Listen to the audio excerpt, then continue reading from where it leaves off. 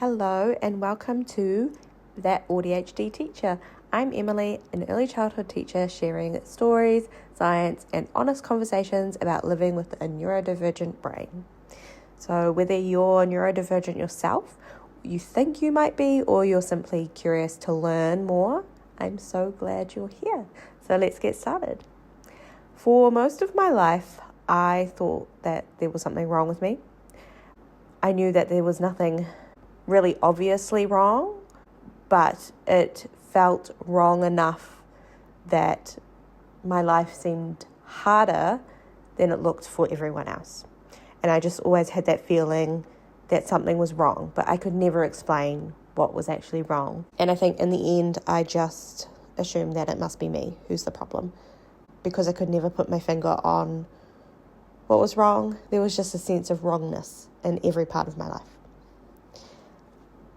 I also realized that I always felt exhausted. I was worrying constantly from a really, really young age. I used to replay conversations in my head for days. I always dreaded going to work, even though I did genuinely love my job. I always found friendships confusing as well as social interactions. And in terms of my work, I really struggled to fit into teams, and I was always waiting to be told off and told that I was doing something wrong. And I think that we didn't really have the knowledge that we have now about neurodivergence, but I also just assumed that many of these things were just personality traits, and it was just my personality, and that they were things that I would need to work really hard to change. I really thought that if I could just work harder, be more confident, more outgoing, more resilient, and just more normal, like I saw other people, that I could actually fix those things. And I spent so many years trying to be somebody else. And no matter how hard I tried, it just didn't work, and I never understood why.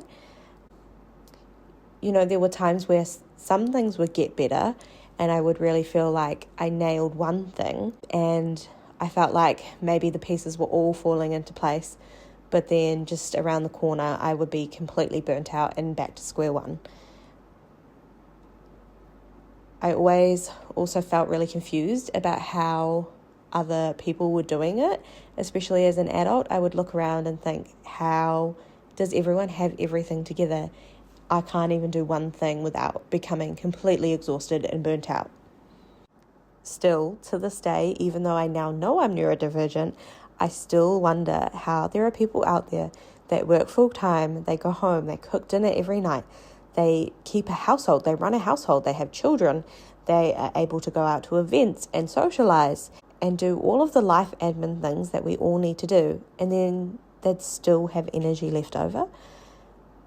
I tried so hard and I could not keep up with all of those things. You know, I could go through a really good patch and then all of a sudden it would all come crashing down. So I feel like now I really need to prioritize the things that I do, because I only have a certain amount of energy and I can't do it all, which I guess comes back to the spoon theory, which makes so much sense now. So before I had my diagnosis, it kind of felt like everyone else had this manual for life that I just never got. Like, where was this mystery manual that everyone had? How did they know how to do everything? It really baffled me for the longest time. So if you have ever felt like that as well, maybe you've just felt a little bit different, or you've spent years wondering why everything seems to take so much more effort than it does for everyone else, I really hope that this podcast feels like a conversation with someone who gets it. Because for so long, I genuinely believed that I was just alone, and I just thought there was something wrong with me, and I felt like I could never share what was going on because nobody would understand. So I should probably introduce myself a little bit more. So my name is Emily, as I said at the start of the podcast. I am an early childhood teacher and I am from New Zealand. I remember wanting to be an early childhood teacher for as long as I can remember. As a child, I would play kindergarten teachers. I also loved baby dolls, probably for a bit longer than I was supposed to. I remember still being 13 and playing with dolls, and I actually forced myself to get rid of my dolls because I didn't want to become that really weird kid, even though I still loved playing with them. I also remember watching lots of the reality TV parenting shows. I think some of you may remember Super Nanny. So back in the day, I used to watch that. I wasn't a big TV watcher. I didn't like watching cartoons and all the other kids' shows that everyone else watched. I loved watching Super Nanny, and I know to others it probably looked a little bit weird, but it makes so much sense now. And I think when I look back on my childhood, maybe that would have been one of the first clues that my brain kind of liked to latch on to these really specific interests. But at the time, it was just me. It was kind of just Emily. I was just this quirky kid in the family who would become completely obsessed and dive headfirst into anything and everything. Actually, that's a lie. Not anything and everything. Very specific niche topics. So the things like, from a really young age, parenting and working with children, even though I was still a child myself. I also carried a special interest of dancing throughout my whole life, as well as volcanoes. So that's something I may talk about at some stage. But yeah, so right after high school, I was 18 years old. I went straight to university to study early childhood. Please tell me, why do we get 18-year-olds to figure out what they want to do for the rest of their life? Because they have absolutely no idea. And I'm not saying what I chose was wrong. I think there have been a lot of hurdles along the way which have actually led me to my diagnosis. But I just find it a bizarre concept that we put so much pressure on 18-year-olds to try and figure it out, when what do we know at 18, really? But I just knew that, hey, I had always wanted to be a teacher. And I just felt like I would really find my place, and I felt like that would be the place where I would belong. And I was really excited to go to university. I'd heard from everyone that, it was so different to high school. You go to university, you find like-minded people who are really interested in the same things as you, and you make your friends for life. So I was so excited to go to uni, thinking, this was going to be the place. Everything was going to click in for once in my life. And I was so disappointed to find out that it was not like that at all. Even though I wasn't super academic, I worked really, really hard to achieve over the years. But I would look around at everyone else at uni and wonder how they could keep on top of everything. They would do the coursework all day, or when we had to go out and do practicums, and they would still have a job on top of that. And I just never understood how people could do it. Even things like the readings for uni, I didn't do a single reading through my entire degree. It makes a lot of sense now, but I just couldn't do it. And I know people will be wondering, how on earth did you get through university without doing a reading? Somehow I did it. I don't recommend it, but I did it.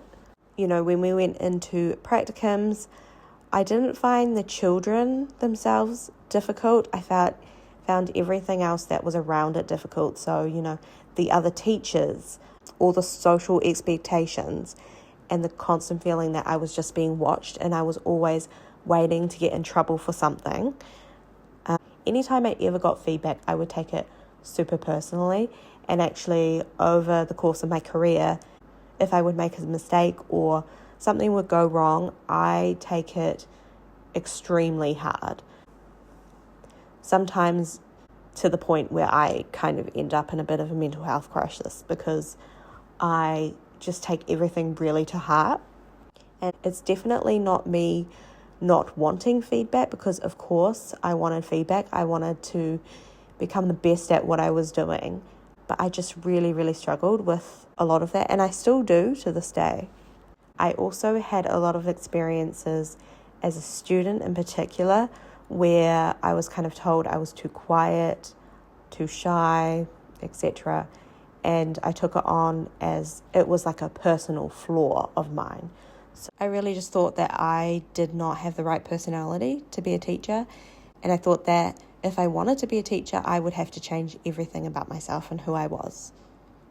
And at the time, I never actually questioned whether what was being told to me was actually real, because if someone told me something, I would just take it on as a fact.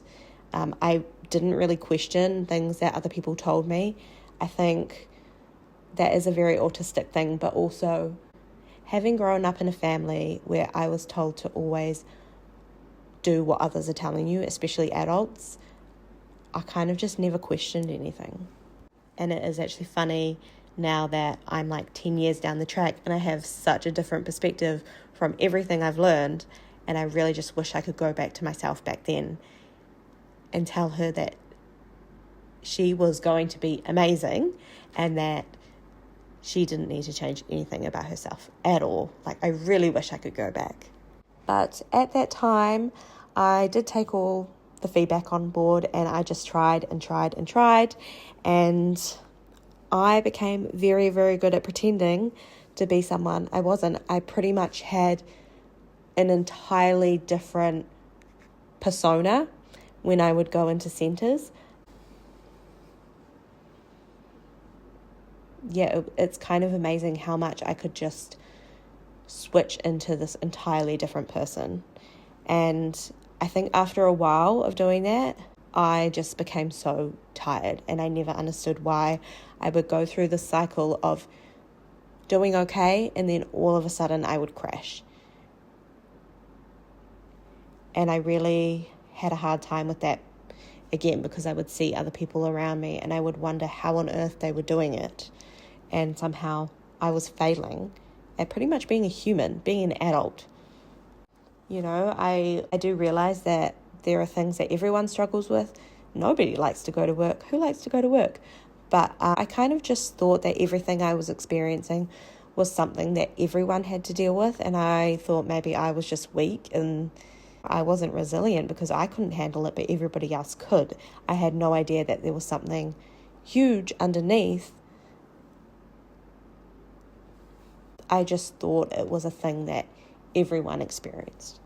So that's probably one of the biggest reasons why I wanted to make this podcast, because I think that it needs to be spoken about more. And I know that there are so many people out there talking about autism, ADHD, neurodivergence, but I really wanted to create a podcast that came from the teacher lens, because I feel like that's a very unique lens, and we need so many more neurodivergent teachers. So I just really hope that this can be inspirational for some people, but also be a place where you feel safe and heard, and you can really connect and feel like there is someone else out there that understands. You know, I think if someone had have sat me down 10 years ago and explained all of this, I think it would have changed everything. So I really want to be that for someone else. This is something I've actually heard a lot of people say as well. So when I was growing up, I always have it in every single report.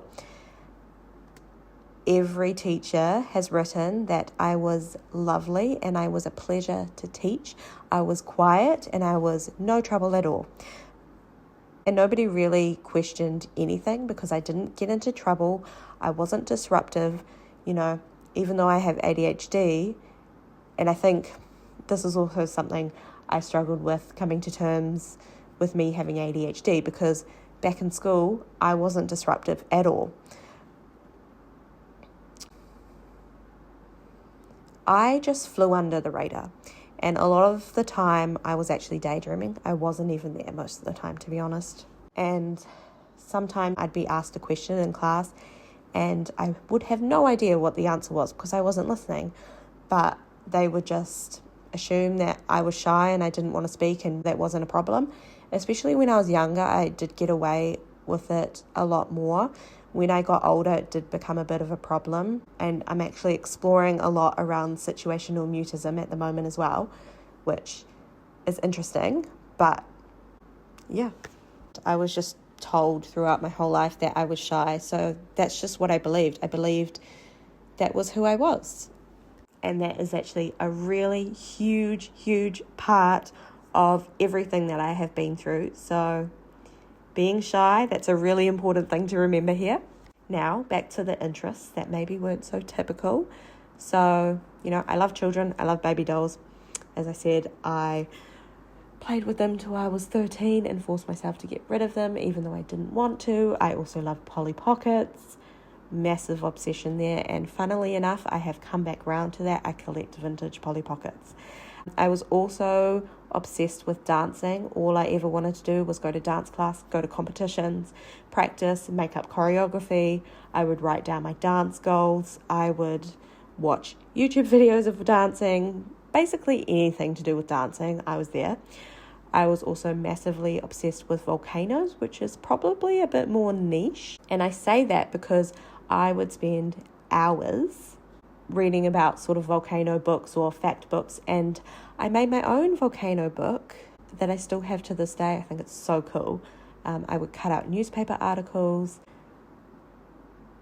I could never describe the level of interest I had for this, and I used to call them obsessions because that's the only language I ever had back in the day, and it makes so much sense now. I would go headfirst, very deep into whatever it was that I was interested in, more so than other people. And I think it's really hard to describe the feeling because I have both special interests, but then I also have the hyperfixations, which literally it will keep me up at night because I'm just so passionate and I'm so excited about it, and I'll buy all the things to do with it, and I'll be really intent into it. I'll lose sleep over it, and then it passes. It's great that I understand what's happening now because I went through so many of those in my life. In fact, it's quite funny because my volcano book that I still have, I was reading through it a few months ago and I stumbled across a page where I'd literally made a chart, and it was the top 7 most explosive volcanoes in the world, and it had the name of it, where it was located, what their explosive rating was, and all these things. And I showed this page to my therapist and I said, look at this. How did nobody know that I was autistic? It was crazy to me. I couldn't believe it. But I'm so happy to still have that book. I think it's the coolest thing ever. But I think everyone just thought, Emily, she's a little bit quirky, she's a little bit strange, but she fits in enough to get by, even though I always felt like a bit of an outsider. I sort of fit in enough to get by that nobody really flagged anything for most of my life. And it wasn't until going to university and really struggling with my mental health, transitioning into adulthood, that, there were some clues starting to be raised, and I went on a really, really long journey trying to figure out what was happening because my mental health just deteriorated so much. I think once I had got settled into university, I realized that I was lonelier than ever before. I had a few friends from high school and I'm still friends with them to this day, but we all did completely different things. I did not make any friends in university, and that was a really hard pill to swallow, I think, because, as I said, people had told me that you'll make your friends for life, and I would see other people out there with their friendship groups, and I never understood why I didn't fit and what was so wrong with me that I couldn't do that. And I really struggled with knowing how to join in conversations. And sometimes I would actually have things to say, but by the time I would kind of form the thought, they'd already moved on to something else. Or if I did say something, it kind of was always a bit odd and it would stop the conversation completely. So I just never understood how to even join conversations and therefore how to make friends. So I was always just trying to work out the rules. I was trying different things to see if that would change the odds. And I was trying to figure out if it was me who was doing something wrong. Was it the way I looked? Was it the way I talked? I was always trying to figure out what it was. And I don't think that there have been many social interactions throughout my life that have been relaxing for me. I am constantly wondering if I'm talking too much. Am I talking enough? Am I making enough eye contact? Should I join into this conversation? Do I need to wait for this person to stop talking? Do people actually want me there, or should I go away? Then how do I go away without looking too awkward? All of this stuff, so stressful. But because all of it was happening inside my head, nobody knew anything. Because on the outside, I just looked quiet and shy. And that's how I believed I was. But it makes sense now why I became so exhausted, because my brain literally never stopped. I had about 100 tabs going at any given time, and that is exhausting. There are so many stories I can tell, but on our first practicum in university, so if you're not a teacher, a practicum is basically where you go into an early childhood centre and you put everything you've learned into practice, and you're a student, so you're being assessed. I was really, really excited for my practicums. So excited because I felt like I could finally do what I wanted to do. I could finally be a teacher, right? But it was not what I expected at all. And I'd actually visited a kindergarten before, and I had loved my time there. So I was really confused. I was really confused at this experience. There were a lot of teachers talking. I had to converse with the teachers. I had to converse with the children. There were phones ringing. There were parents coming in. People asking questions. Doors opening. Music's playing. It felt like my brain was trying to process everything at once. And back then, I didn't have the words. And now I know that it's sensory overload. I just thought it was me being really, really bad at coping. And I think the hardest part was trying to work out what everybody wanted from me, because the advice we were always given from our university lecturers and everyone else was just use your initiative. But the part that confused me about that was, what did they want me to do, and how would I know what to do or how to do it unless somebody told me or showed me how to do it in the first place? So I never really understood that concept, and I just thought I was really stupid for not being able to take initiative. And then the very rare times that I would take initiative, I would get in trouble. So it just seemed like nothing about it ever made sense. And I think every time I went on a practicum, and even in my workplace, every time I would start a new job, I would tell myself, okay, just start off on the right foot. Start off being really confident. This is a new time, reinvent yourself, go in, and this time it'll be it. And somehow it just always ended up the same. Eventually, what started happening was this became a story that I started telling myself as well. And I started telling myself that maybe I wasn't cut out for it after all. And I can't really pinpoint one big moment where everything suddenly fell apart. I don't think that there was one big moment. It kind of just happened slowly. And it happened so slowly that I didn't notice it. I guess things just kept getting harder and harder. I'd finish work and I'd be completely exhausted. But not just the kind of exhaustion where if you get a really good night's rest, you'll be fine the next day. It's that kind of exhaustion where you can just feel it in your bones, right? Where things like making dinner just feels overwhelming, or replying to a text message feels impossible, and it just feels like an expectation on top of the already 100 expectations that you have to meet.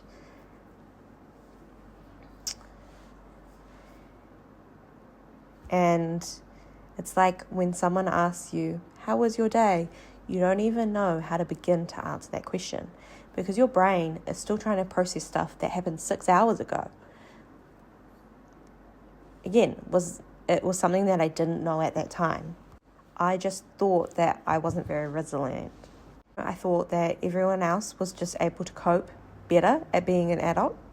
Maybe they had more energy, they had more motivation, more confidence, and I was just not that person. I think the most frustrating part about all of this was that I just couldn't explain why. And nothing looked wrong from the outside, I had a job, I had a few friends. I had family who loved me. I was being supported and I was doing everything that I was supposed to do. But everything just felt so difficult. One of the things that I've realized since my diagnosis is that we often become experts at hiding our struggles. So even if we spend our whole lives believing that someone else is coping better than we are, you just become really good at smiling and saying, I'm fine, and just pretending that you've got everything under control. But inside your head, you're trying to remember, have I replied to that email? What if I've forgotten to pay that bill? What if I offended someone 3 days ago? Whether you've packed everything you need tomorrow, whether you remember to buy toilet paper, and whether you're actually responding to the conversation you're having in real time. And somehow all of these thoughts are happening at the exact same time. And it's so exhausting. And then sometimes when you get home from work, you'd sit in your car for 15 minutes, not doing anything, just sitting. Not because you don't want to go inside, but because you couldn't switch from teacher mode to Emily mode. And it felt like my brain needed extra time to catch up. I also always struggled with the thought that I was just lazy. Now I know a lot better. I know that I was recovering. And there's a really big difference between those two things. But I wish that someone told me this years ago. The really funny thing is, though, if you had asked the people around me at that time how I was doing, they probably would have said that I was doing really well. Because from the outside, I ended up finishing my degree. I became a fully registered teacher. I actually went on to do my master's degree as well. And despite all the struggles, I kept showing up to work. I tried so many different avenues, gaining heaps and heaps of experiences in different settings. From the outside, everything looked fine, but I think it's important to remember that success and struggling can both exist at the same time. And I think that's something we don't talk about enough. Just because someone might be functioning, it doesn't mean that they're not finding life incredibly hard. And sometimes people are just surviving quietly. And nobody notices. And I know that. And I know that because that was me. And I think looking back now, there were so many moments where I stopped trusting myself. If I found something difficult, but everyone else seemed to do it okay, I assumed that it was me who must be the problem. And if someone gave me some kind of constructive feedback, I wouldn't really take it on board as something I would reflect and then change. I would instantly take it as I failed. And when I felt overwhelmed in a noisy and bright room, I wouldn't assume that it was because the environment was overwhelming. I would just think, why can't I cope like everyone else? And I think it's amazing how quickly we learn to just blame ourselves, especially when there might be other explanations for things. I also had a lot of anxiety. At least I thought it was anxiety. I mean, I know that anxiety is a symptom of ADHD. It also is very common in autism and a lot of neurodivergence. So there's heaps of overlap with anxiety. But I thought that anxiety was my primary diagnosis because, like many other people, I'm sure, I was diagnosed by my GP with generalized anxiety disorder. And I assumed that that was the answer as to why I was struggling with everything. I just thought I had really bad anxiety. I thought that the constant nausea, racing thoughts, worrying, overthinking, and the feeling that I was waiting for something to go wrong, I thought everything could be explained by anxiety. And I focused so many years on trying to fix the anxiety. And no matter what I tried, the feeling never completely went away. And now it makes sense because I was trying to solve the wrong puzzle. I know I sometimes hate it when people refer to people as puzzles, but it's a good analogy to kind of explain. I was trying to understand symptoms without actually understanding where they came from. And yes, I'm going to use a puzzle analogy, so I'm sorry if you don't like it, but imagine you had a 1,000-piece jigsaw puzzle that you were trying to finish, except someone had given you pieces from 3 different boxes. So no matter how hard you work to get this puzzle together, it's never going to fit. And that's how I feel like my entire 20s was like. I wasn't lazy, I wasn't broken, I wasn't failing. I was trying to understand myself using the wrong picture. Never did I think that there was another picture that I was yet to discover. I know that sounds really, really cheesy, but that is what it is. Yeah. I think I was constantly asking myself the same questions like, why am I so exhausted? Why do I feel like I'm acting around other people? Why does everything take me so much longer than everyone else? Why do social situations leave me so drained? Why do I experience the world so intensely? And it actually took me a really, really long time to stumble across autism and ADHD. And there wasn't one single moment where I suddenly went, I wonder if I'm autistic. It was a very slow process that lasted probably about 3 years. And it started with me resonating with some autistic traits. And then I think maybe a few months later, I did an online quiz and I came back with a really high score. But I still was like, nah, surely not. And I kind of yo-yoed around for months and months. And then I started doing a lot more reading into it. And I started wondering, actually, maybe I am autistic. And I didn't actually flag ADHD for a really long time. It wasn't until one of the families I was nannying for, actually, she said to me, do you think you have ADHD? And I was like, no, there's no way I have ADHD. I'm very much autistic. And because she had ADHD, she asked me a couple of questions.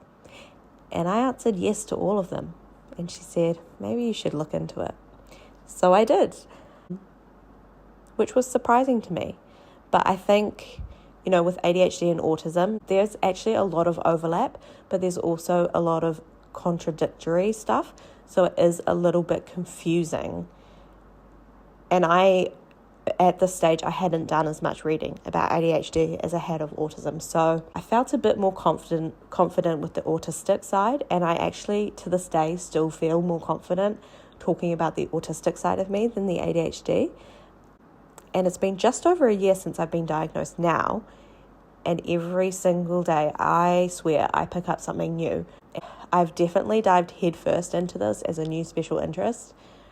One of my favorite things to do is listen to audiobooks and podcasts, actually. And I learn so much and I find it so fascinating. And I feel like it just explains my entire life so well. And that's really exciting.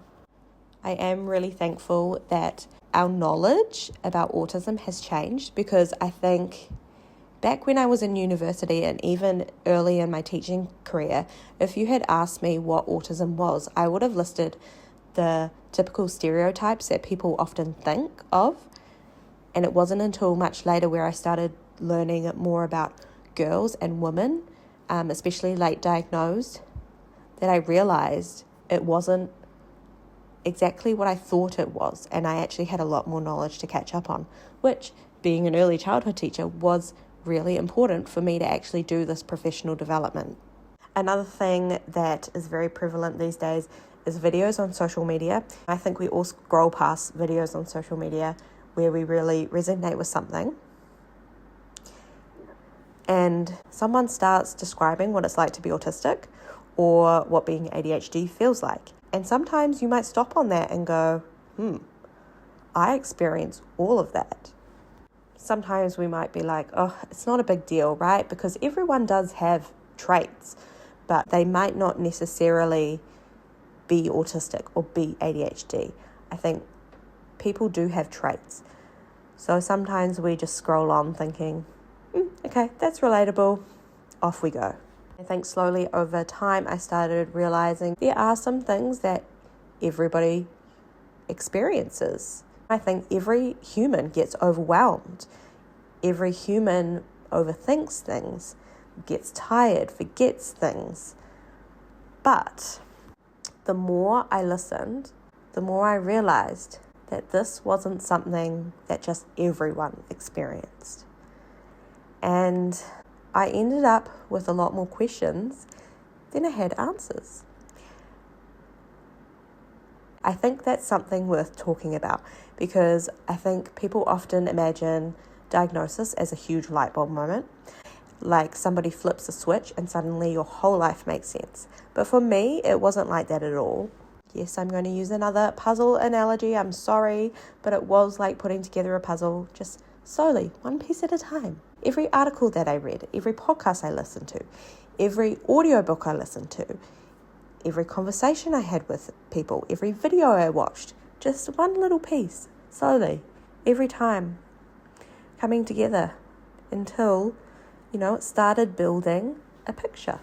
I definitely don't want this podcast to come across as someone listening and instantly going, okay, that's it, I have AuDHD, because that's not what I'm here to do. I'm not here to diagnose anyone, because I am not a mental health professional, psychologist or psychiatrist. I am an early childhood teacher, just talking about my own lived experience. And I think that my hope from this is that these conversations will encourage curiosity. Maybe you recognize yourself in it, or you recognize your child or your partner or children that you teach. Or maybe you want to walk away understanding neurodivergence a little bit better. And if that does happen, then that's exactly what I hope this podcast would do. And I really wanted to call this podcast That AuDHD Teacher, because yes, I'm an early childhood teacher, and it's a huge part of who I am. It shaped the way I understand children, shaped the way I understand myself. But before I'm a teacher, I am also just a person. I'm a person that's still learning. I do not know everything. I'm still asking questions, and I'm still figuring things out. I have such a long way to go. I definitely don't have it all together at all, and I don't want to pretend that I do. But one thing I do have is experiences and stories and research that I have done, and I just want to be able to share that. So I'm not going to go through a whole long-winded story about how I got my diagnosis, but eventually I booked an assessment. And like many others, before they go to the assessment, I was terrified, because what if I am wasting money, firstly, on the assessment? They're very, very expensive. But also, what if I was just laughed out of the room because I'm completely insane for ever thinking that I had ADHD and autism? And I will say, I wasn't sure about ADHD. And that's actually the first diagnosis I got. So that was really interesting. And once I was diagnosed with both, it's not like anything changed dramatically at once. I think sometimes people talk about having this big release, this big weight lifted off of them once they get their diagnosis. But for me, it wasn't like that at all. It's been about a year and a half almost since being diagnosed. And I feel like every day pieces are still coming together. I don't think I've ever had that one moment where it just feels like that weight comes off, like some people experience. And if you've made it this far and you're actually wondering what AuDHD means, and can you have autism and ADHD together, and why are we hearing of so many people getting diagnosed now, and how do we reach adulthood without anybody noticing? If you have those questions, I can't wait to share that with you. But because I have rambled on for way too long, I'm going to leave that for the next episode. So if you feel like today's episode resonated with you, I'd love, love, love for you to follow the podcast so you don't miss what's coming next. You can also find me on social media at That AuDHD Teacher. I will try and share more conversations and behind the scenes moments and resources along the way. I'll try. I'm not going to promise anything. But until next time, keep being curious. And something my therapist and GP actually say to me all the time, it drives me nuts, is keep being kind to yourself. And remember that your brain does not have to work like everyone else's to be extraordinary. I will see you in the next episode.